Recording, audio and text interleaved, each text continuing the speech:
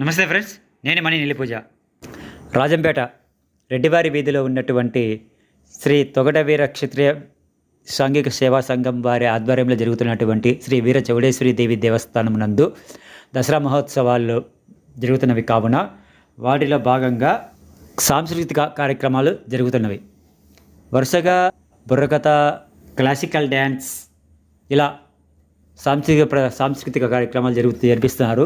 Okay friends, అలాగే ప్రతిరోజు రాత్రి మధ్యాహ్నం అన్నదానం జరుగుతున్నది. సో మనమందరం వచ్చి తిలకించి సాంస్కృతిక కార్యక్రమాలు చూసి అమ్మవారి ఆశీర్వాదాలు పొందగలవలసినదిగా కోరుచున్నాం.